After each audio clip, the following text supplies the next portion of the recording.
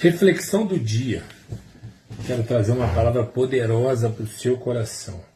Tenho certeza que você vai ficar impactado com essa palavra. Muitas vezes a gente tem a palavra de Deus como informação e não tem como revelação.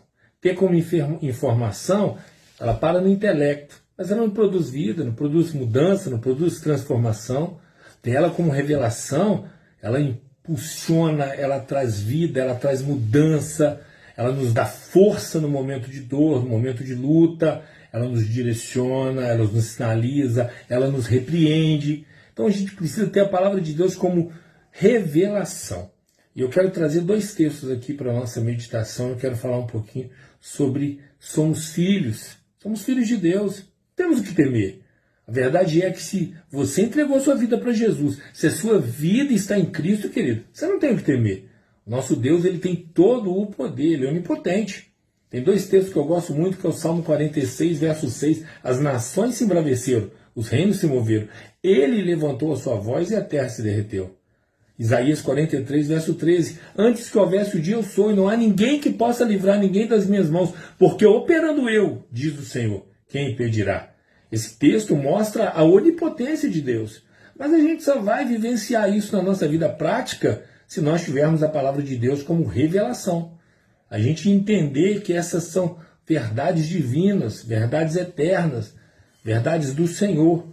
E o nosso Deus, ele é onipotente, ele tem todo o poder. Ele é bom, ele é sempre bom. Eu quero falar sobre somos filhos. Quero te fazer entender algumas coisas.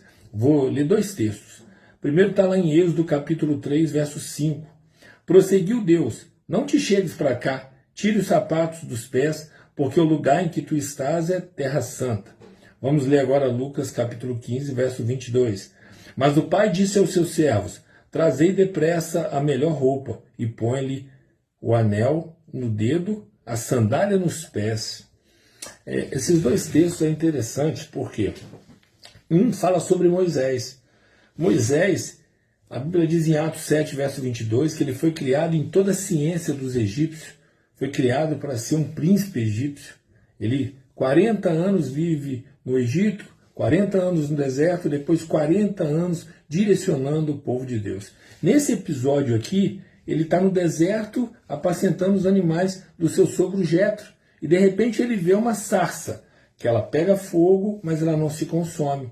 Pegar fogo, ela é normal. Mas quando ele vê que ela não se consome, isso chamou a atenção de Moisés. E Moisés se aproxima.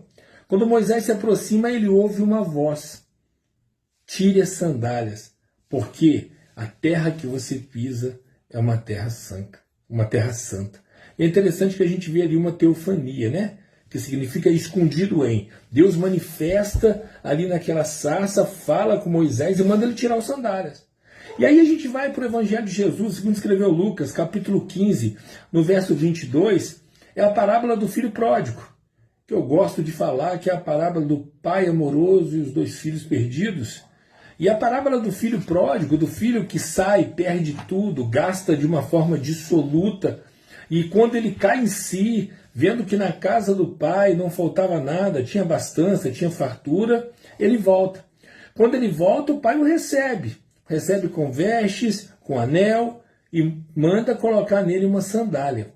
Então, na passagem de Êxodo 3, você vê que Deus manda tirar a sandália. Agora em Lucas 15, 22, manda colocar a sandália. Te faço uma pergunta. Ou eu coloco a sandália, ou eu tiro a sandália? Hein? Responde para mim, você que está me ouvindo, assistindo esse vídeo. Eu coloco ou eu tiro?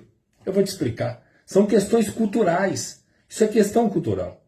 Os egípcios, dentro da cultura dos egípcios, por quê? Porque Moisés ele foi criado dentro da cultura dos egípcios, e ali quando ele está no deserto, Deus está desconstruindo dele muitas coisas.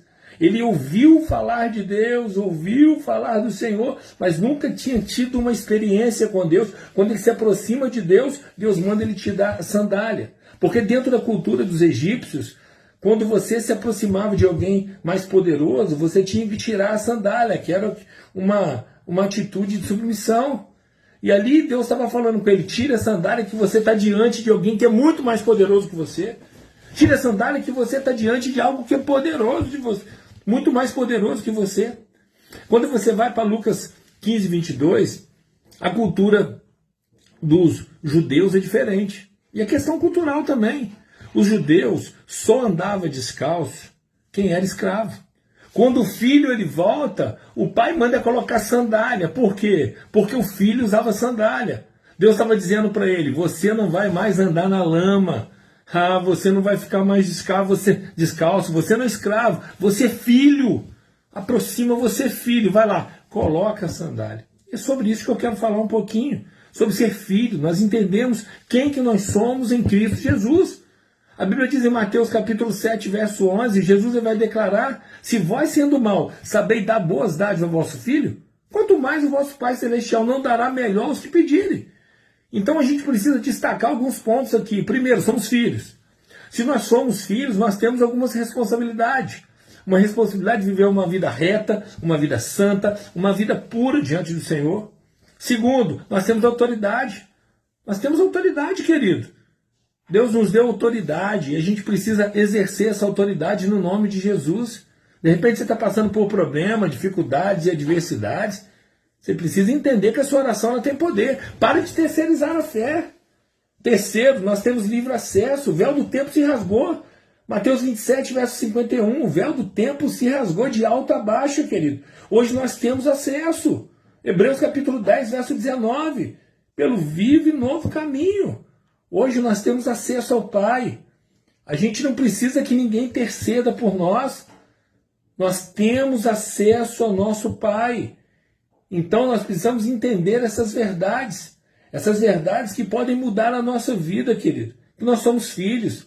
Se nós somos filhos, nós temos um Pai que protege, que guarda, que zela por nós. Nosso Deus é paz, a gente precisa descansar o nosso coração nisso. A gente precisa entender que existe um Deus que cuida de nós e Ele é bom, Ele é sempre bom. Muitas vezes Ele não vai fazer o que a gente quer, mas Ele vai fazer o que a gente precisa. E a gente precisa entender que se a nossa vida ela está em Cristo e nós temos andado segundo a vontade do Senhor, não temos o que temer.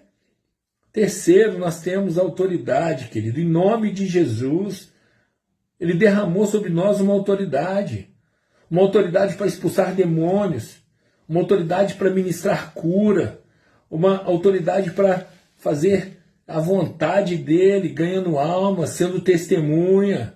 E nós temos livre acesso ao Senhor. Então, em nome de Jesus, guarde essa palavra no seu coração. De repente você está passando por dificuldades, adversidades, está passando por um momento difícil. Nunca se esqueça, você é filho. Se você é filho, você tem autoridade. Se você tem autoridade, você tem acesso. Se você tem acesso, querido, pode ter certeza que o problema ele tem prazo de validade. Deus é bom, Deus é sempre bom. Quero orar para a sua vida. Quero orar para você agora que está passando por dificuldades, adversidades. Para você que está precisando, em nome de Jesus, de uma oração. Feche os olhos aí, coloca a mão no seu coração. Senhor, em nome de Jesus eu oro, Pai, pela vida de cada irmão, pela vida de cada irmã que está assistindo agora esse vídeo. Eu creio, Pai, em nome de Jesus, que o Senhor está guardando, abençoando, e peço ao Senhor que haja, Deus, um trabalhar do Senhor. Abençoa a vida espiritual, que meu irmão e minha irmã venham crescer diante do Senhor. Que essas verdades compartilhadas, meu Pai, em nome de Jesus, venha gerar vida neles. Que a palavra não venha aí como informação, mas como revelação. Que o Senhor venha, Deus, fazer com que eles venham crescer diante do Senhor. Abençoa a vida emocional, tirando toda tristeza, toda angústia, curando, meu Pai, de toda depressão, ansiedade, todas as feridas emocionais. Abençoa a vida financeira, meu Pai. Que haja, Deus, uma bênção derramada sobre a vida deles, em nome de Jesus, Senhor. Eu abençoo cada vida, eu abençoo cada família, eu abençoo cada jovem, eu abençoo cada casal. Eu oro também em especial por aquele que de repente está passando por uma enfermidade. Peço ao Senhor, Deus, que o Senhor venha curar. Deus, em nome de Jesus, eu creio, meu Pai. Eu creio que o Senhor é poderoso para mudar esse quadro. A Bíblia diz em Marcos 9, 23 que tudo pode o que crê, e eu creio. Eu creio que o Senhor é poderoso para mudar esse quadro. A Bíblia diz, Pai, em nome de Jesus, que crê somente e verás a glória de Deus. Eu acredito, eu creio na manifestação do seu poder. Então eu libero uma palavra de cura, eu libero uma palavra de bênção em nome de Jesus. Amém. Deus abençoe a todos.